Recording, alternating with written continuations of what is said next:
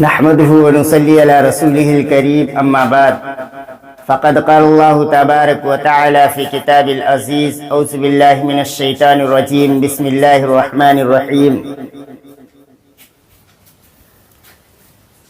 يا أيها الذين آمنوا كتب عليكم الصيام كما كتب على الذين من قبلكم لعلكم تتقون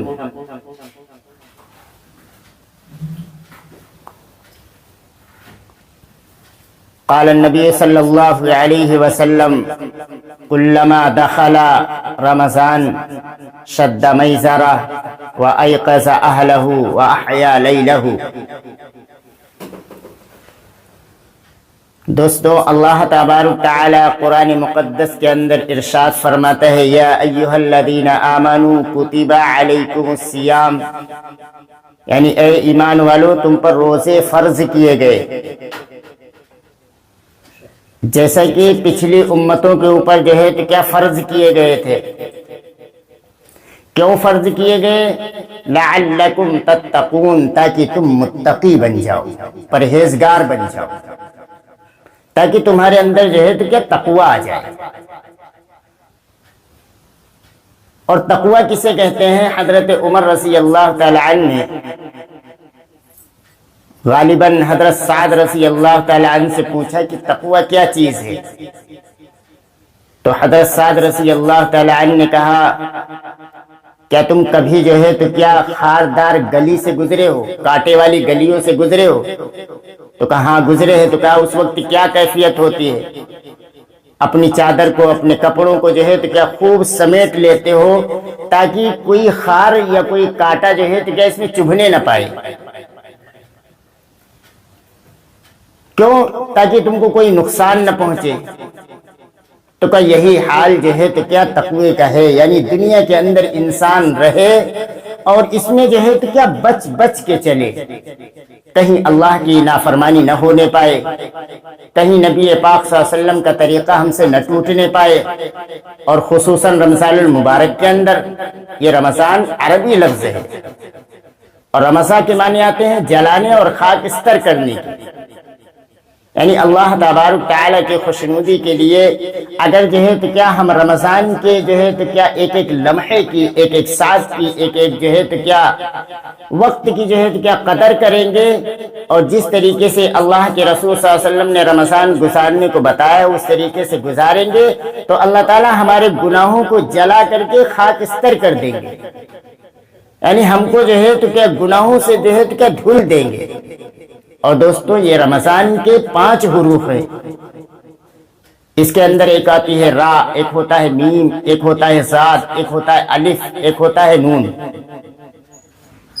تو الرا یعنی الرحمت من اللہ، یعنی اللہ تبارک تعالیٰ کی رحمت اس میں برستی ہے، اس کی طرف انسانوں دوڑو، را سے مراد. اور میم سے مراد ہے محابات من اللہ، یعنی اللہ تبارک تعالیٰ سے محبت پیدا کرو، اللہ تبارک تعالیٰ کے قوانین اور حکموں سے محبت پیدا کرو.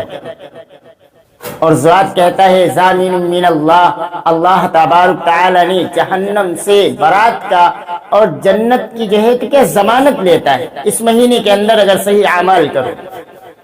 اور ایک ہوتا ہے الف، جس سے مراد ہے کہ الفت من اللہ، یعنی اللہ تبارک تعالیٰ سے الفت رکھو، نبی پاک صلی اللہ علیہ وسلم سے الفت رکھو، مسجدوں سے الفت رکھو، مدارس سے الفت رکھو، قرآن سے الفت رکھو، تراویح سے الفت رکھو، ساری چیزوں سے جو ہے تو کیا الفت رکھو تو اللہ تبارک تعالیٰ تم سے جو ہے تو کیا الفت رکھیں گے. اور ایک ہوتا ہے کہ نور، یعنی نور من اللہ، اللہ تعالیٰ یہ رمضان کہتا ہے کہ اپنے آپ کو ظاہری گندگیوں سے پاک کر لو، یعنی روزے میں روزہ رکھو تو کھانے پینے سے پرہیز کرو، بیویوں سے ملاقات جو ہے تو جماع سے پرہیز کرو روزے کی حالت میں، اور اسی طریقے سے بد نظری سے یا جو ہے تو کیا غیبت کی جو ہے تو غیبت سنائی سے یا حسد سے، کینے سے، ان ساری چیزوں سے اپنے آپ کو پاک کرو تو نور من اللہ، اللہ تبارک تعالیٰ تمہارے قلوب کے اندر جو ہے تو کیا انوارات ڈال دے گا. تو یہ رمضان اس طریقے سے، اور اللہ کے رسول صلی اللہ علیہ وسلم نے فرمایا، حضرت امی عائشہ صدیقہ رضی اللہ تعالی عنہ فرماتی ہے کہ جب رمضان آ جاتا تو اللہ کے رسول صلی اللہ علیہ وسلم شد میزرا، یعنی اپنی کمر کو مضبوطی سے جو ہے کیا کس لیتے۔ اب کسنا یہاں کیا ہے کہ آدمی کوئی تہمت لنگی باندھتا ہے یا تہبند باندھتا ہے تو اس کو جو ہے کیا مضبوطی سے باندھ لیتا ہے، لیکن یہاں یہ مراد نہیں، جس طریقے سے مضبوط لنگی باندھتا ہے انسان اسی طریقے سے اللہ کے رسول صلی اللہ علیہ وسلم جو ہے تو کیا اس مہینے کے اندر اپنی کمر کو کس لیتے تھے تاکہ اللہ کے سامنے رات کو جو ہے تو کیا کھڑے ہو کر قرآن پاک کی تلاوت کریں، کھڑے ہو کر اللہ تبارک تعالیٰ سے دعائیں مانگے، کھڑے ہو کر اللہ تبارک تعالیٰ سے اپنی امت کے لیے جو ہے تو کیا روئے اور گڑ گڑائے، اور کھڑے ہو کر جو ہے تو کیا اللہ تبارک تعالیٰ کے سامنے راز و نیاز کی باتیں کریں۔ اور اسی طریقے سے جو ہے تو کیا دن کے اندر اللہ کے رسول صلی اللہ علیہ وسلم جو ہے تو کیا سخاوت، بیواؤں کو، یتیموں کو، مسکینوں کی ان کی خبر گیری کیا کرتے تھے۔ مدینے کے اندر کوئی بیوہ ہے، کوئی یتیم ہے، اور یتیموں کی خبر گیری تو ویسے اللہ کے رسول صلی اللہ علیہ وسلم جو ہے تو کیا کرتے تھے، جیسے کہ عید کے موقع کے اوپر ایک حدیث ہے کہ اللہ کے رسول صلی اللہ علیہ وسلم جو ہے تو کیا عید کی نماز کے لیے نکلے تو راستے میں دیکھا کہ چند لڑکے جو ہے تو کیا کھیل رہے، ایک لڑکا ایک سائڈ میں جو ہے تو بیٹھا رو رہا ہے اور وہ میلے کچیلے کپڑے پہنے ہوئے۔ اللہ کے رسول صلی اللہ علیہ وسلم نے اس کو دیکھا اور دیکھتے ہی کہا بیٹا تم کیوں رو رہے ہو؟ تو کہا کہ آج عید کا دن ہے، آج خوشی کا دن ہے، اگر ہمارے والدین ہوتے تو ہم بھی نئے کپڑے پہنتے اور ہم بھی جو ہے تو کیا کاجل لگاتے یا سرما اور خوشبو لگاتے، ہم بھی ان کے ساتھ جو ہے کیا کھیلتے، لیکن میں یتیم ہوں۔ تو اللہ کے رسول صلی اللہ علیہ وسلم نے کہا کیا تمہارے والد اگر ہم بن جائیں تو تم اس بات کے اوپر راضی نہیں ہو؟ اور تمہاری والدہ جو ہے تو کیا امی عائشہ بن جائیں تو کیا تم اس کے اوپر راضی نہیں ہو؟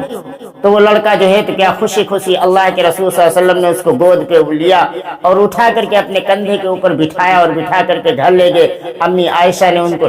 نہلایا دھلایا اور صاف صفاف کو نئے نئے کپڑے پہنائے، وہ لڑکا خوش خرم ہو گیا۔ تو یتیموں اور بیواؤں کی اور مسکینوں کی اللہ کے رسول صلی اللہ علیہ وسلم ویسے خبر گیری کیا کرتے تھے، لیکن رمضان میں کچھ زیادہ ہی کرتے تھے۔ کتابوں کے اندر لکھا ہے کہ اللہ کے رسول صلی اللہ علیہ وسلم رمضان المبارک میں سخاوت اتنی بڑھ جاتی تھی، اتنی بڑھ جاتی ہے جیسے مدینے کی گلیوں کے اندر جو ہے ہر گلی کے اندر ہوا پہنچتی ہے، اسی طریقے سے اللہ کے رسول صلی اللہ علیہ وسلم کی سخاوت ہر گھر تک پہنچا کرتی ہے۔ تو آج دوستو ہم بھی ان کے نام لیوا ہے، ہم بھی انہی کا کلمہ پڑھنے والے ہیں، ہم بھی انہی کی محبت کا دعویٰ کرتے ہیں، تو ہم بھی انہی کے نقش قدم کے اوپر چلے۔ اس رمضان المبارک کے اندر زیادہ سے زیادہ جو ہے کیا بیواؤں اور یتیموں کی اور جو ہے کیا مسکینوں کی خبر گیری کرے، یعنی خوب زیادہ سے زیادہ سخاوت کرے، تو اللہ کے رسول صلی اللہ علیہ وسلم کا طریقہ ہم سے زندہ ہوگا۔ اور جب زندہ ہوگا تو حدیث کے اندر ہے کہ اگر کوئی بگاڑ کے وقت اور فساد کے وقت کوئی ایک سنت کو زندہ کرتا ہے تو اللہ تبارک تعالیٰ اس کو 100 شہیدوں کا ثواب دیتے ہیں، اور ایک شہید کا مرتبہ جو ہے کیا مقام کیا ہے کہ شہید کا خون زمین پر گرنے سے پہلے اللہ کے یہاں مقبول ہو جاتا ہے۔ اللہ تبارک تعالیٰ ہم سب کو کہنے سننے سے زیادہ عمل کرنے کی توفیق نصیب فرمائے۔ جو کچھ کہا سنا گیا اس میں جو غلطی کو تعالیٰ معاف فرمائے۔ وآخر الدعوانا